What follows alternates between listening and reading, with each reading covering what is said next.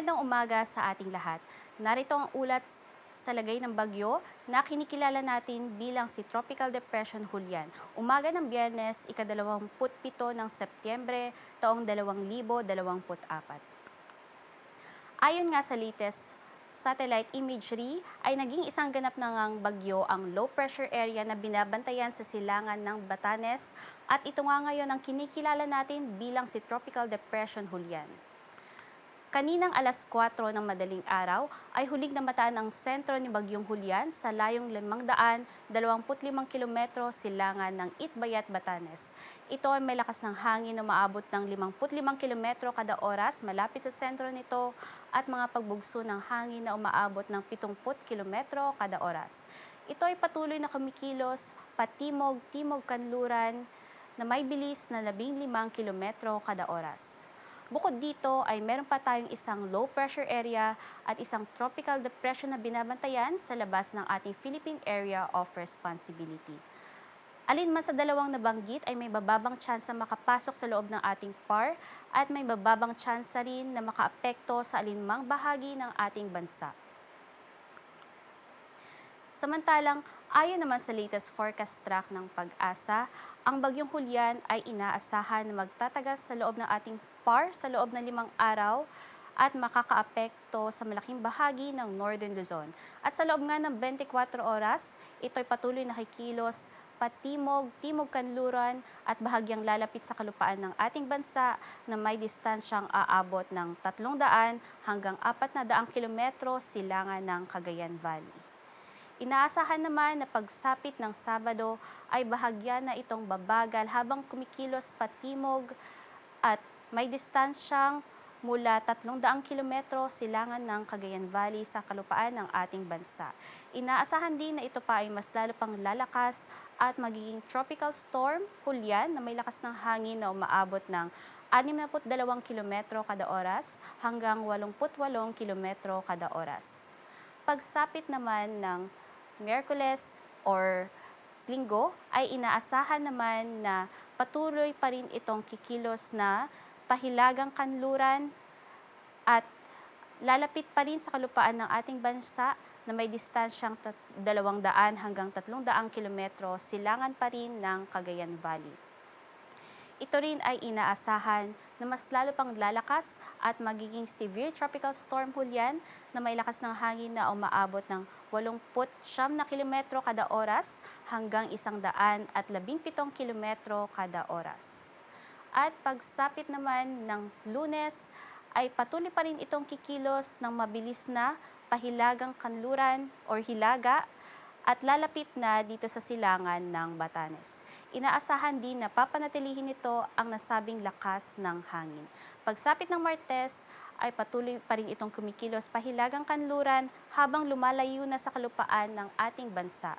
Inaasahan din na mas lalo pa itong lalakas at magiging Typhoon Julian na may lakas ng hangin na maabot ng 117 kilometro kada oras at 184 na kilometro kada oras. At pagsapit nga ng Miyerkules ay patuloy na itong kikilos, pahilaga at nasa bandang silangan na ng Taiwan.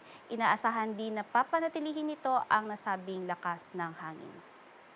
Ayon din sa latest forecast track ng Pag-asa, ay nananatiling malaki ang ating cone of uncertainty o ito ang mga sakop na lugar na maaaring daanan ng bagyo dahil sa di patiyak na paggalaw na ito. Kaya't inaabisuhan ang ating mga mamamayan na patuloy na makinig ng updates ng Pag-asa. Samantalang, ang bilog na dilaw naman ay ang mga malalakas na hangin na sakop ng Bagyong Julian at maaari pa itong lumaki sa susunod na mga araw habang lumalapit sa kalupaan ng ating bansa. Dumako naman tayo sa lagay ng ating panahon.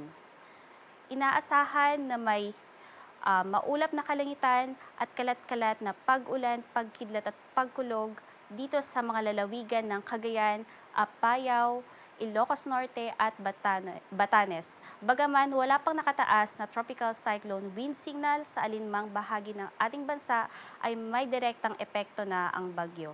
Kaya't inaabisuhan ang ating mga mamamayan na patuloy na mag-ingat sa banta ng pagbaha at pagguho ng lupa. Samantalang sa nalalabi namang bahagi ng Luzon, kasama ang Calabarzon, Central Luzon, National Capital Region at Mimaropa, Puera ang Palawan ay makararanas ng pulu-pulong pag-ulan, pagkidlat at pagkulog at madalas na magiging mararanasan ito pagdating ng hapon hanggang gabi.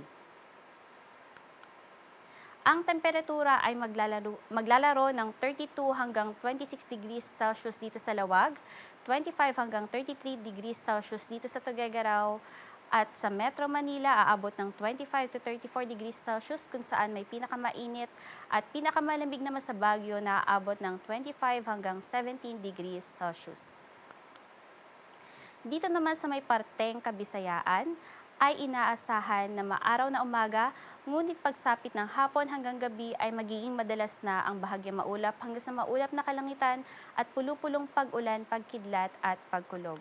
At ang temperatura ay maglalaro mula 25 hanggang 32 degrees Celsius dito sa Tacloban, Cebu at Puerto Princesa, at sa may Kalayaan Islands naman kung saan may pinakamainit at pinakamalamig na temperatura ay maglalaro ng 24 hanggang 32 degrees Celsius.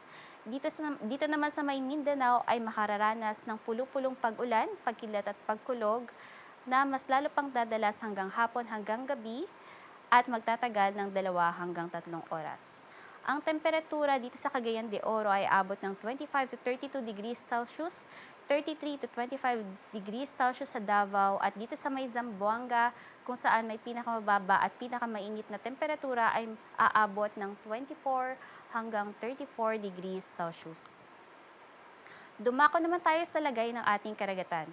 Wala tayong nakataas na gale warning sa anumang parte ng ating dagat, ngunit inaasahan ang katamtaman hanggang sa maalon na karagatan, particular na dito sa Bashi-Balintang Channel o ang dagat na nasa hilagang parte ng Northern Luzon, gayon din dito sa Scarborough at Mindoro Channel o ang dagat na nasa kanlurang parte ng Northern Luzon hanggang Mimaropa. Ang alon ay tataas mula 2.5 to 3.4 meters, kaya inaabisuhan ang ating mga mangingisda at maliliit na sasakyang pandagat na mag-ingat sa mga matataas na pag-alon. Samantalang mula dito sa Central Philippine Sea hanggang sa South Philippine Sea o ang silang dagat sa may parte ng Northern Luzon hanggang Mindanao ay makararanas din ng katamtamang pag-alon na may taas ng 1.2 hanggang 2.5 meters. At sa nalalabing bahagi ng ating bansa ay makararanas naman ng banayad hanggang sa katamtamang pag-alon na may taas na 0.6 hanggang 2.5 meters. Ang mga offshore thunderstorm o ang mga pag-ulan, pagkidlat at pagkulog na nagaganap sa dagat ay maaaring makapagpataas ng alon hanggang 2.5 meters, kaya inaabisuhan ng ating mga mangingisda na patuloy na umantabay sa mga thunderstorm warnings at advisories ng Pag-asa. Inaasahan din na bukas ng hapon ay magtataas tayo ng gale warning at maaaring magtagal ito hanggang Linggo. Ang araw ay sisikat ng alas 5:45 ng umaga at lulubog naman ng alas 5:48 ng hapon. Para sa ating mga public advisories at warnings ay bisitahin lamang ang ating social media accounts DOST_Pag-asa. At para naman sa ating mga live weather reports ay bisitahin lamang ang ating YouTube accounts DOST-Pag-asa Weather Report. At para sa iba pang detalye ay bisitahin lamang ang ating official website www.bagongpagasa.dost.gov.ph. Ang susunod na ulat ng panahon ay mamayang alas 11 ng umaga. Mula dito sa DOST Pag-asa, Charmaine Varilla, nag-uulat.